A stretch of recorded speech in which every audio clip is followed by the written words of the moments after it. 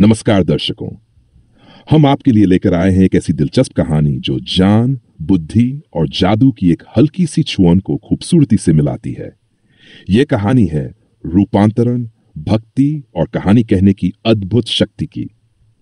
हमारे साथ बने रहिए, क्योंकि हम एक ऐसे सफर निकलने वाले हैं जो ये साबित करता है कि शब्द न केवल चंगा कर सकते हैं, बल्कि प्रेरित कर सकते हैं और यहां तक शक्तिशाली श्रापों को भी तोड़ सकते हैं।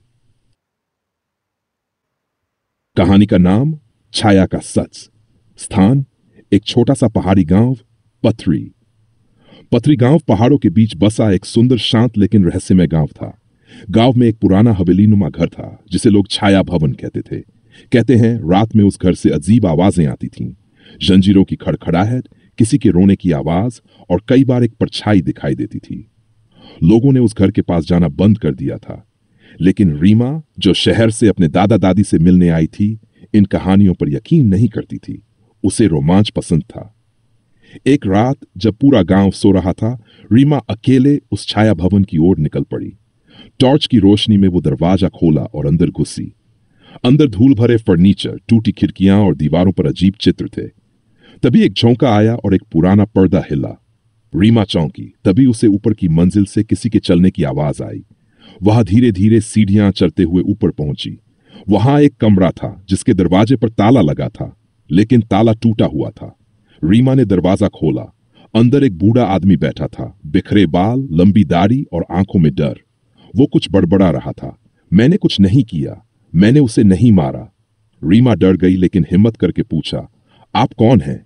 उस आदमी ने कहा, मैं ही इस घर का असली मालिक हूं। मेरा नाम हरिहरनाथ है। 20 साल पहले मेरी पत्नी की हत्या हुई थी और सबने मुझ पर शक किया। मैं पागल करार दिया गया और इस घर में कैद। मेरी पत्नी की आत्मा ही हर रात आती है। रीमा को झटका लगा, लेकिन तभी नीचे जोर की आवाज आई। रीमा भागी और देखा, एक सीक्रेट तहखाना खुला था। वहां पुराने दस्तावेज और डायरी मिली, जिसमें लिखा था कि हरिहरनाथ की पत्नी की हत्या किसी और ने की थी, उनके छोटे भाई ने संपत्ति के लिए, और हरिहरनाथ को पागल साबित करके बाहर की दुनिया से अलग कर दिया गया। रीमा ने यह सच गांव वालों को बताया। पुलिस को बुलाया गया और हरिहरनाथ के छोटे भाई को गिरफ्तार कर लिया गया। गांव में सब हैरान थे। 20 साल से जो छाया समझा जा रहा था, वो असल में एक कैदी की चीख थी, एक निर्दोष इंसान की पीड़ा। यह कहानी यहीं समाप्त होती है। यदि आपको यह कहानी पसंद आई हो तो लाइक, शेयर और सब्सक्राइब करना न भूलें। फिर मिलेंगे एक और दिलचस्प कहानी के साथ।